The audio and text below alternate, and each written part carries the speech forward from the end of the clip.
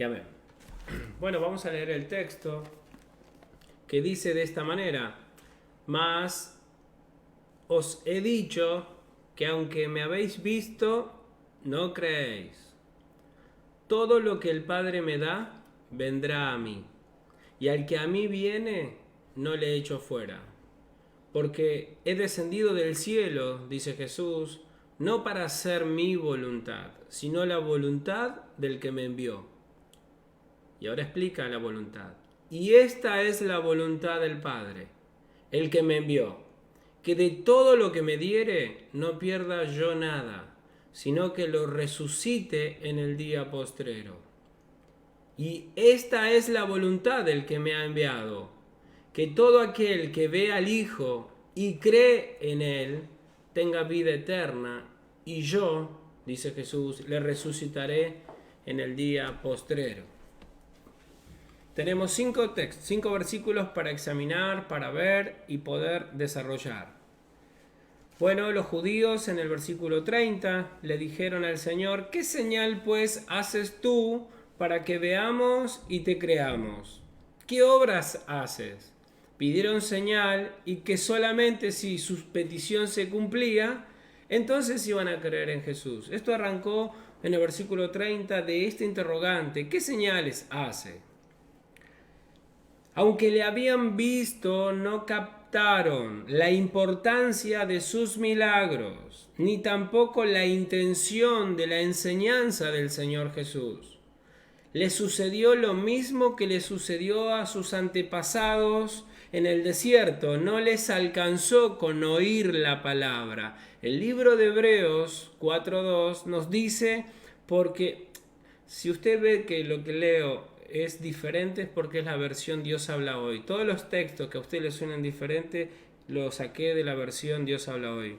Hebreos 4:2 dice: porque en el desierto, porque nosotros recibimos el anuncio de la buena noticia, lo mismo que ellos, pero a ellos no les sirvió de nada el oírlo, porque no se unieron por la fe con los que habían obedecido el mensaje.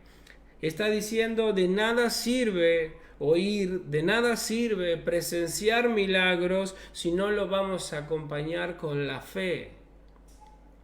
La fe es la condición que Dios nos va a dar para llegar a su presencia.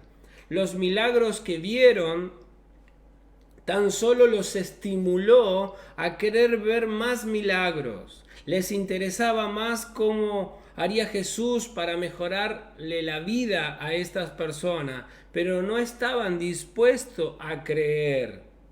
Acá cuando dice: mas os he dicho que aunque me habéis visto, no creéis. Ellos llegaron a un conocimiento de quién era, pero aún así decidieron no creer. No quisieron creer como el Señor, no quisieron creer como el Mesías. Y la respuesta del Señor es muy clara. Se lo leo en la Dios habla hoy, el 36. Pero como ya les dije, ustedes no creen aunque me han visto. El Señor está inculpando claramente, está denunciándolos claramente a estos incrédulos como personas que son totalmente responsables de sus acciones.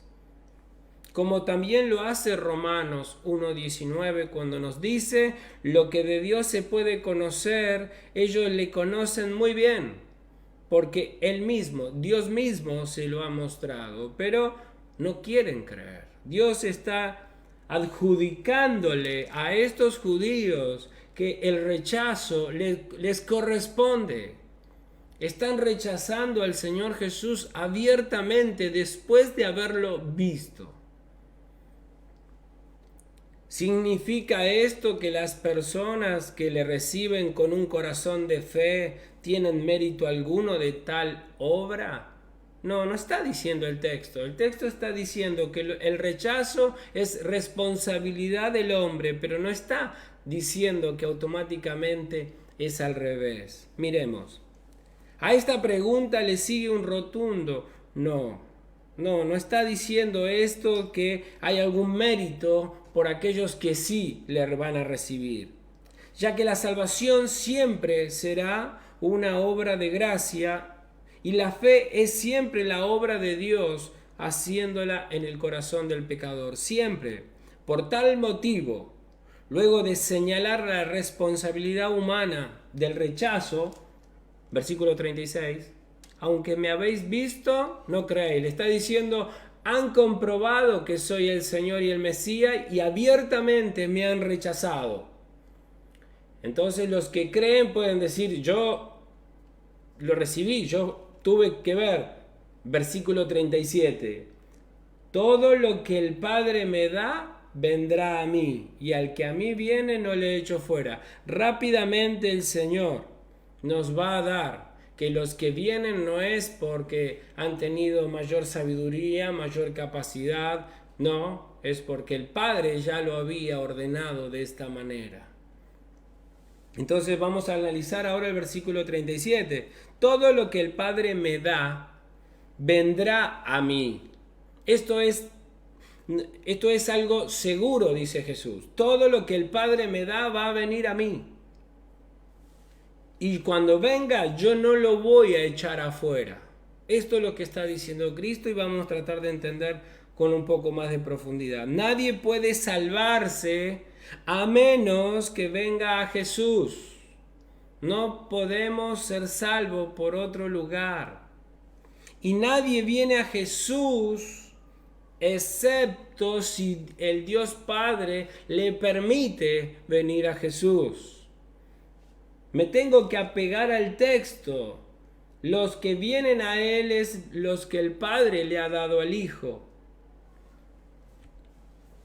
Tengo que abrazarlo. Está hablando de la gracia soberana de Dios. Está hablando de la gracia irresistible. Son términos técnicos que usan los teólogos. La gracia soberana o la gracia irresistible. Busque Juan 6:44. Está ahí nomás. No me toca a mí analizarlo, pero sí lo voy a leer. Ninguno puede venir a mí si el Padre que me envió no lo trae. Y yo le resucitaré en el día postrero. ¿Vio? No es una idea vaga. Pero todo lo que es dado de seguro, dice Jesús, va a venir a mí. Es muy oportuno observar todo lo que el Padre me da va a venir. Esta expresión es considerar a los elegidos como una unidad. Todos los elegidos van a venir a Él. Todos. Es bueno entender esto. Todos son un solo pueblo.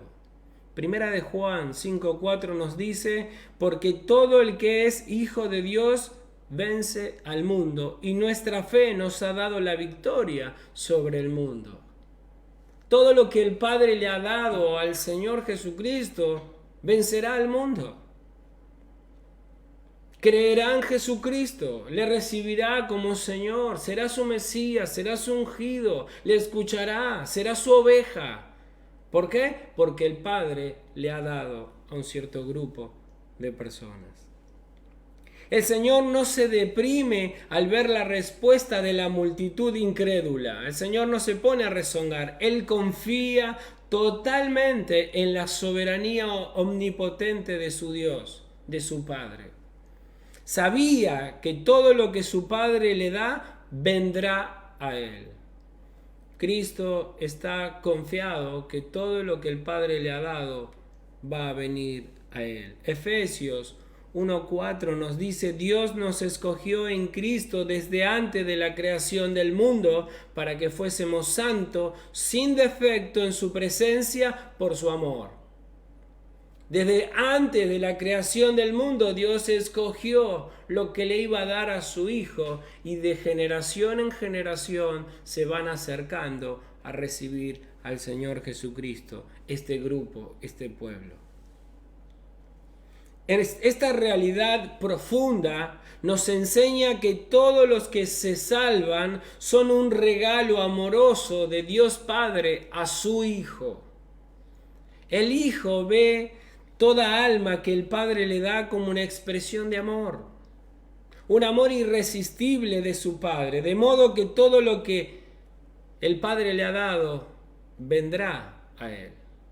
Cristo es el elegido para recibir lo que el Padre le ha dado, y nosotros, los escogidos, somos el regalo de Dios a su Hijo. La expresión "y al que a mí viene no le echaré fuera" muestra una vez más la responsabilidad humana de ir. Como si dijera que nadie dude, diciendo: quizá no he sido dado al Hijo por el Padre. A todo el que viene se le recibe calurosamente, dice Jesús. Esto también nos muestra la voluntad que tiene el Padre, que está en total armonía con la voluntad de su Hijo. El Padre le ha dado cierto grupo de personas y el Hijo está totalmente conforme y en la misma sintonía del Padre en recibirlo. No es que el Padre le ha dado unas personas y Cristo dice: no, yo no estoy de acuerdo que éste venga. No, hay total armonía. La voluntad del Padre es la voluntad del Hijo. El plan de salvación no se va a frustrar por la incredulidad de los judíos. Hay una raza elegida, sin duda, que se salvará, un remanente que es escogido por gracia.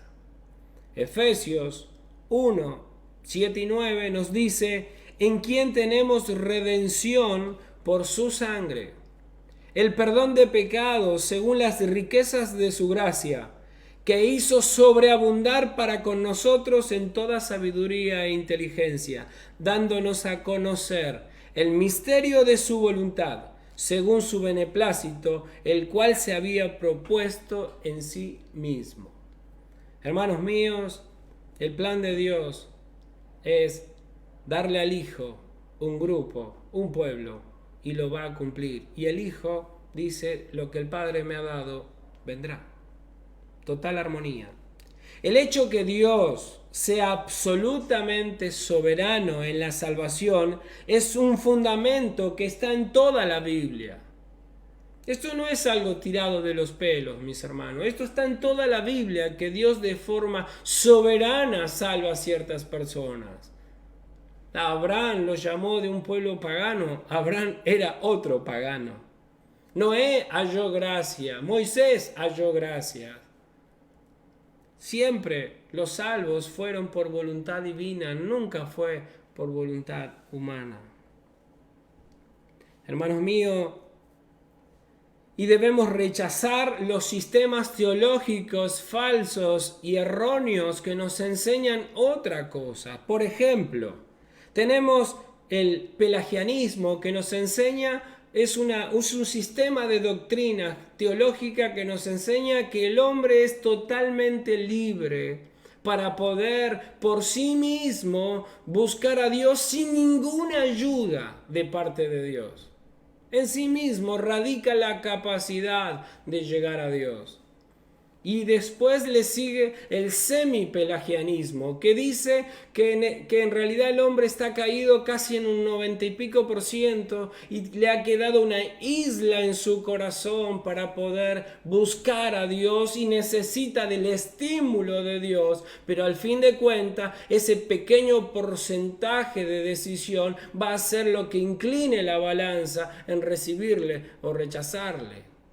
Y después, un tercer sistema teológico totalmente errado es el arminianismo, que es una copia medio borrosa del semipelagianismo, que es lo mismo, creer que el hombre tiene un libre albedrío. Mire, no existió persona más libre que Adán. Y mire lo que hizo Adán con su libre albedrío. Nosotros, en peores condiciones, aunque tuviéramos ese libre, porque ¿qué significa? Adán decidió libremente y nosotros no estamos libres, nosotros estamos condicionados por nuestros pecados. mis hermanos. Es necesario tirar por el piso estos sistemas teológicos que nos alejan de las Escrituras, que nos alejan de las verdades bíblicas. La salvación es del Señor, dijo Jonás 2:9, adentro de la panza del pez. Y déjeme decirle que estos sistemas hacen a la salvación dependiente de la voluntad humana. Le quitan a Dios el trono. El pelagianismo, el semi y el arminianismo le quitan el trono a Dios y son contrarios a las declaraciones bíblicas. Juan 6:65, y veamos algunos puntos. Y dijo: por eso os he dicho que ninguno puede venir a mí, dice Jesús, si no le fuere dado por el Padre. Mateo 22:14, porque muchos son llamados, pocos son los escogidos. El llamado es universal, pero los escogidos son puntuales. Marcos 13:20. Y si el Señor no hubiera cortado aquellos días, nadie sería salvo. Mas por causa de los escogidos que Él escogió, acortó aquellos días. Este texto es glorioso. Mas por causa de los escogidos que Él escogió. Marcos 13:20. Hechos 13:48. Los gentiles, oyendo esto, se regocijaban y glorificaban la palabra del Señor, y creyeron todos los que estaban ordenados para vida eterna. ¡Wow! Impresionante. Hermanos, debemos caer postrado ante la evidencia doctrinal de que la salvación es soberana. Soberana. Romanos 8:28 al 30. Y sabemos que a los que aman a Dios, todas las cosas les ayudan a bien. Esto es, a los que conforme a su propósito son llamados. Porque a los que antes conoció, también los predestinó para que fuesen hechos conforme a la imagen de su Hijo, para que Él sea el primogénito entre muchos hermanos. Y a los que predestinó, a estos también llamó, y a los que llamó, a estos también justificó, y a los que justificó, a estos también glorificó. Los teólogos le llaman a este texto la cadena de oro. Son eslabones que no se separan y terminan de alguien que fue llamado desde antes de la fundación del mundo hasta que es glorificado delante de Cristo. La cadena de oro. Mis hermanos, Primera de Tesalonicenses 1:4 dice: sabemos, amados hermanos, que Dios los ama y los ha elegido para que sean su pueblo. Qué maravilloso texto. Y tengo una canasta de texto, pero está bien hasta acá. Las almas que buscan al Señor no deben tener miedo de no estar entre los elegidos. Jesús dijo que el que a mí viene, los elegidos que el Padre me ha dado, Él no los va a echar afuera. Tenemos la seguridad de que el Padre nos ha dado al Hijo, y tenemos la seguridad que el Hijo nos va a recibir. Qué bendito es nuestro Padre, que nos ha dado a su precioso Hijo. Cristo no solamente es nuestro sacrificio, después vamos a leerlo más adelante. Cristo es nuestro cuidado, Cristo es el que nos va a guardar. Versículo 38. Porque he descendido del cielo, dice Jesús, no para hacer mi voluntad, sino la voluntad del que me envió. Nuevamente, esto nos puede significar que la voluntad del Padre y la voluntad del Hijo pueden chocar en algún momento. Pero esto no es posible, ya que toda la Biblia enseña que lo que el Padre hace, el Hijo lo hace de la misma manera. Lo que el Hijo pide, el Padre está de acuerdo en darlo. Lo que el Padre le ha dado, el Hijo está de acuerdo en recibirlo. Hay una armonía gloriosa del Padre y el Hijo. No hay ninguna posibilidad que choquen la voluntad del Padre y el Hijo. En toda la historia, hombres de corazones oscuros han querido hacer chocar la voluntad de Dios, el Padre, y de su Hijo. Pero la Biblia no enseña esas cosas. Déjeme que le lea unos pasajes para afirmar el punto. Juan 4:34, pero Jesús les dijo, mi comida es hacer la voluntad del que me envió y terminar su trabajo. Hermosa definición. Juan 5:19, Jesús dijo, les aseguro que el Hijo de Dios no puede hacer nada por su propia cuenta, solamente hace lo que ve hacer al Padre.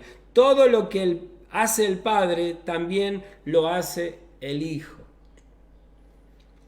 Juan 17:4 nos dice, yo te he glorificado aquí en el mundo, pues he terminado la obra que tú me confiaste. Qué maravilloso saber que el Padre y el Hijo están en total armonía. Pero significa que los judíos incrédulos que habían puesto en tela de juicio la autoridad de Jesucristo deben entender que cuando se oponen a Jesús se están oponiendo al Padre. Muchos creen, llámese cualquier secta que ande dando vuelta, que se pueden oponer a Cristo, pero están dentro de la voluntad del Padre. No, mis hermanos. Si nos oponemos al Hijo, nos oponemos al Padre. Debemos entender el texto. Debemos comprender que Jesucristo es Dios. Debemos comprender que Él es el Hijo de Dios. Él es el Dios hombre. Versículo 39. Y esta es la voluntad del Padre. Ahora Él va a dar dos explicaciones. Solo Cristo puede explicarnos cuál es la voluntad de su Padre, porque Él le conoce, porque Él estuvo en el seno, porque Él sabe, porque Él descendió del cielo, es el único que puede explicar la voluntad del Padre. Y dice Él, y esta es la voluntad del Padre, el que me envió, que de todo lo que me diere, no pierda yo nada, sino que lo resucite en el día postrero. Ya el Señor nos viene revelando la voluntad del Padre en cuanto a los que vendrán a Él. Ahora se agrega que los protegerá hasta el fin. Nos viene diciendo que lo que el Padre le ha dado de seguro vendrán a Él. Ahora nos va a decir que Él nos va a guardar hasta el fin. Él dice, no pierda yo nada de lo que el Padre me ha dado. Hermanos míos, ante ustedes la gloriosa doctrina de la perseveración de los santos. Está ante ustedes esta gloriosa doctrina. Nadie puede negar tremenda enseñanza de las Escrituras. Primero lo dice el Señor de una forma negativa, que no pierda nada. Y luego lo dice de una forma positiva, que lo resucite en el último día. La idea es que los elegidos serán guardados y protegidos hasta el fin. Mis hermanos, las Escrituras son claras y contundentes. Todo el que viene a Cristo en arrepentimiento y fe verdadero son recibidos por el Hijo y nadie los puede arrebatar de su mano. Con el fin de ubicar a la doctrina de la perseverancia en una perspectiva apropiada, necesitamos saber lo que no es. No quiere decir que todo aquel que profesa fe en Jesús y que es aceptado como creyente en la iglesia tiene seguridad de eternidad y puede suponer la seguridad de la salvación eterna. No. Nuestro Señor mismo nos advirtió a sus seguidores en los días que Él estuvo en la tierra cuando dijo a los judíos que creían en Él, si vosotros permanecéis en mi palabra, seréis verdaderamente mis discípulos y conoceréis la verdad y la verdad os hará libre. Juan 8, 31 y 32. Jesucristo mismo estableció el criterio por el cual los verdaderos discípulos pueden ser distinguidos. Y el criterio es que tienen un continuo seguimiento y conformidad a las Escrituras. Hermanos míos, ¿cómo hago para detectar que alguien se ha arrepentido de sus pecados? Es que ama las Escrituras, obedece a su Señor. La continuidad en su palabra, y no es que obedece un tiempo y después se vuelve un hereje en contra de lo que ha creído. No, permanece continuamente en la palabra de su Dios. Esto me hace acordar a la parábola del sembrador. Ahí vemos varios tipos de personas que pueden ser creyentes.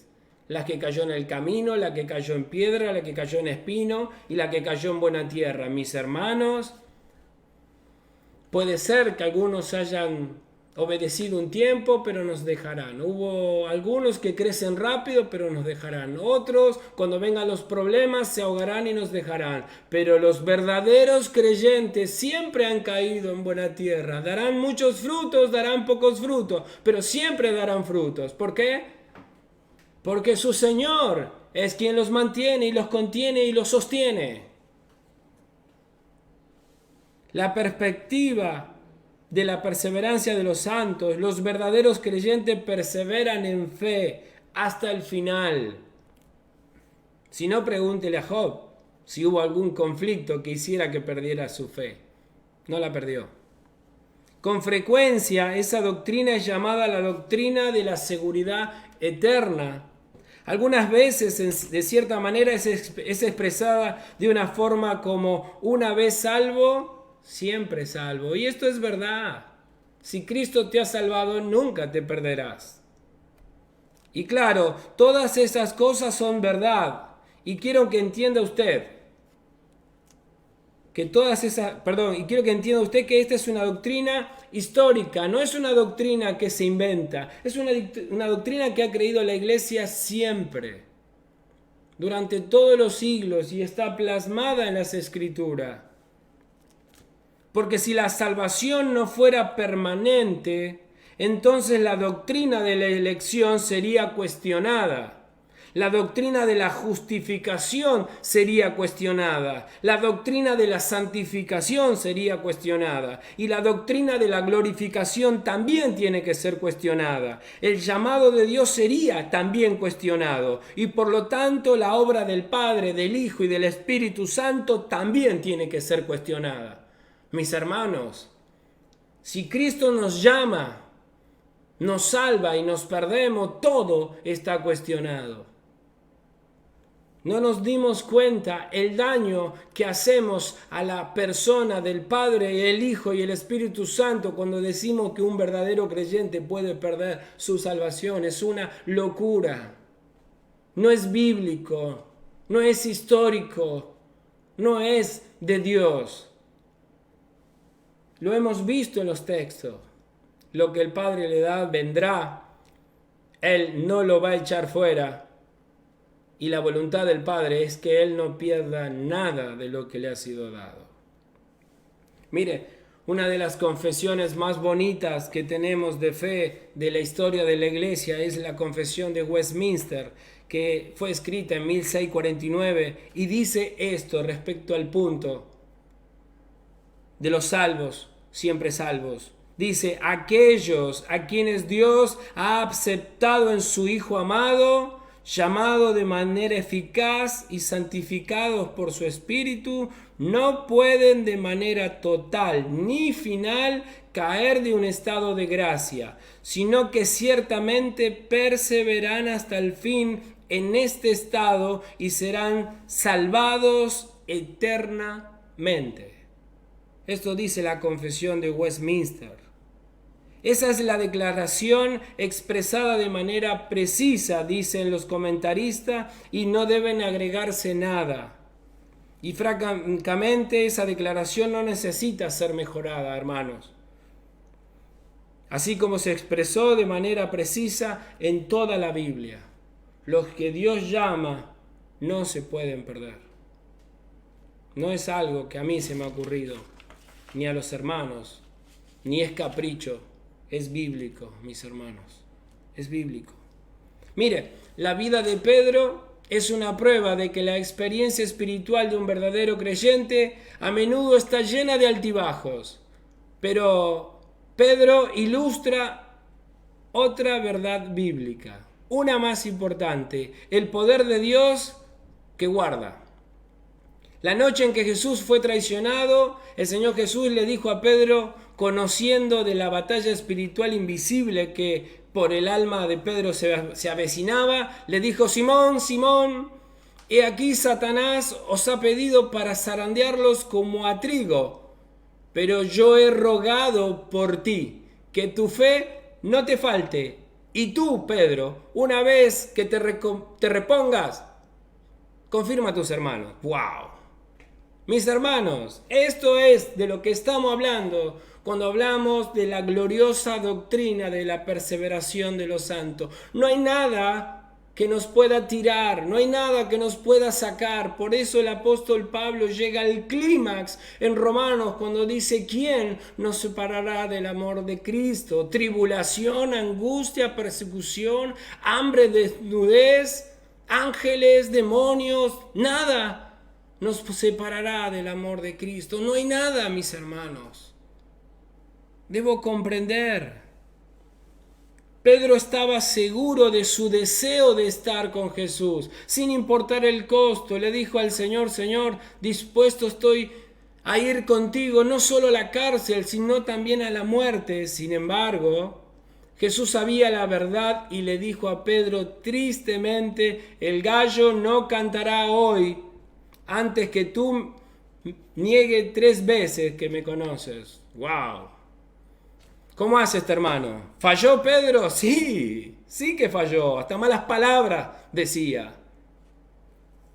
Falló miserablemente. Ahora la pregunta es: ¿fue vencida su fe? Nunca.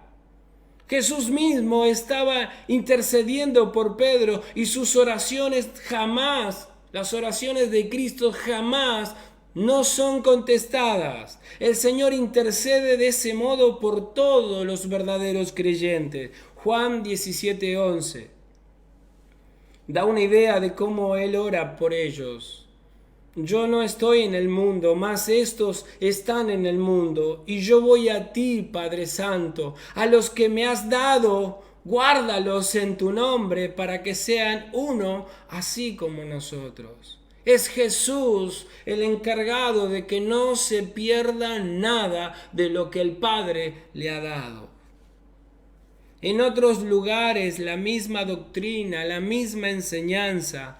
Escuche Juan 10:28. Y yo les doy vida eterna, dice Cristo, y no perecerán jamás, ni nadie las arrebatará de mi mano. Romanos 8:29, porque a los que antes conoció también los predestinó para que fuesen hechos conforme a la imagen de su Hijo, para que Él sea el primogénito entre muchos hermanos. Romanos 11:29, porque irrevocables son los dones y el llamamiento de Dios. Filipenses 1:6, estando persuadido de esto, dice Pablo, estoy convencido, no tengo ninguna duda, que el que comenzó en vosotros la buena obra la perfeccionará hasta el día de Jesús. Hebreos 6:17 dice: por lo cual, queriendo Dios mostrar más abundantemente a los herederos de la promesa la inmutabilidad de su consejo, interpuso juramento. El Señor juró que nos iba a salvar. Y usted me dice: yo creo que me pierdo. Primera de Pedro 1:4, para una herencia incorruptible, incontaminada, inmarcesible, reservada en los cielos para vosotros. En estos y en muchos otros pasajes de la Biblia se enseña algo que no se puede cambiar, un llamamiento que no se puede revocar, una herencia que no se puede contaminar, un fundamento que no se puede mover, un sello que no se puede quebrar y una vida que no se puede perecer. Está plagada la Biblia de esta doctrina. Y déjeme terminar con el último versículo, el 40, que dice: y esta es la voluntad del que me ha enviado, que todo aquel que ve al Hijo y cree en Él tenga vida eterna, y yo le resucitaré en el día postrero. Este es San Juan 3:16, vestido de Juan 6:40. En este versículo nos da otra definición de la voluntad del Padre, y es esta: todo lo que con ojos de fe ve en Jesús al Hijo de Dios, y quien en consecuencia cree en Jesús, tiene vida eterna. Y a este Jesucristo mismo lo va a resucitar en el último día. Mis hermanos, nadie, ningún hombre está capacitado para decir quién se acerca con fe verdadera y quién ve a Cristo como el Señor y el Mesías. Solo el Espíritu Santo puede decirle a su espíritu que es hijo de Dios. Pero los hombres en este último tiempo se han sentido medio papas y quieren decir quién es salvo, quién no es salvo, quién por una confesión, por levantar una mano, por pasar adelante, decretan, es hijo. No tienen ni idea lo que están haciendo. Juan 10, 27 y 30 dice: mis ovejas oyen mi voz, dice Jesús, y yo las conozco. Y me siguen, y yo les doy vida eterna, y no perecerán jamás, ni nadie las arrebatará de mi mano. Mi Padre me las dio. Es mayor que todos, y nadie las puede arrebatar de la mano de mi Padre. Yo y el Padre, uno somos. Juan 17, 12 dice: cuando estaba con ellos en el mundo, yo los guardaba en tu nombre. Está orando el Señor a su Padre. Y a los que me diste, yo los guardé. Y ninguno de ellos se perdió. Solo se perdió el hijo de perdición, pero para que la Escritura se cumpliese. Ni aun ese se hubiera perdido, pero por la Escritura es la que manda. Las Escrituras, Dios no puede cambiar lo que ha dicho. Juan 6, 64, 70 y 71 dice: pero hay algunos de vosotros que no creen, dice Jesús. Porque Jesús sabía desde el principio quiénes eran los que no creían. Y quién le había de entregar también sabía. Jesús le respondió: ¿no os he escogido yo a vosotros los 12? ¿Y uno de vosotros es diablo? Hablaba de Judas Iscariote, hijo de Simón, porque este era el que le iba de entregar y era uno de los 12. Cristo no es que se equivocó. Cuando lo escogió sabía a quién escogía. Algunos le quieren adosar al Señor un error de gestión. No, es gana de no leer las Escrituras, mis hermanos. Solamente es mala voluntad. Judas 1:1 dice: Judas, siervo de Jesucristo, hermano de Jacobo, a los llamados, santificados en Dios Padre y guardados en Jesucristo. Me encanta este texto. Cristo no solamente es nuestro Salvador, Cristo es nuestro guardador. Es nuestro castillo fuerte, es nuestra torre, es nuestro baluarte. Cristo es todo, mis hermanos. Judas 1:24 y 25 termina diciendo: y a aquel que es poderoso para guardarlo sin caída y presentarlo sin mancha delante de la gloria con alegría, al único y sabio Dios, nuestro Salvador, sea gloria y majestad, imperio, potencia, ahora y por todos los siglos. Hermanos, la bendición de la seguridad eterna o de la perseveración y la perseverancia de los creyentes nunca se puede separar de la fe y el arrepentimiento personal. Así nuestro Señor afirma que el cielo le pertenece a todo aquel que ve en Jesús como su Señor y su Salvador y cree en las palabras que Él nos ha dejado hasta que muera. Ese tiene vida eterna y esa vida eterna es la vida de Jesucristo. La vida eterna no es un estado sin Cristo. Sin Cristo no existe vida eterna.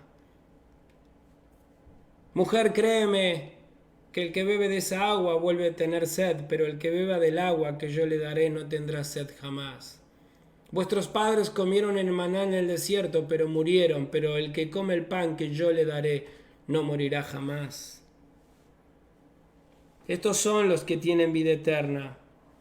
Debe buscarse al Señor Jesús con más celo que nuestra comida. Debemos buscar a nuestro Salvador más que nada. Mis hermanos, déjenme terminar con esta pequeña reflexión y oramos. El Señor dijo, le pidieron señal y no hay señal más grande que el Hijo de Dios. Mi hermano, a veces cuando la iglesia anda corriendo de acá para allá queriendo ver un montón de cosas, me duele el alma que no se da cuenta que la señal más gloriosa es el Hijo de Dios, es Jesucristo mismo. Y está en las páginas de su Biblia, y está en la iglesia, y está con su pueblo. Pero su pueblo anda atrás de milagros, señales, prodigios. Es una tristeza enorme que después de haberle visto, sigamos sin creer en Él. Dios nos ayude a creer en Él, y cuando creamos en Él, no tengamos duda que seremos glorificados. Esa cadena de oro es para todo aquel que en Él cree. No se pierda, mas tenga vida eterna. Señor,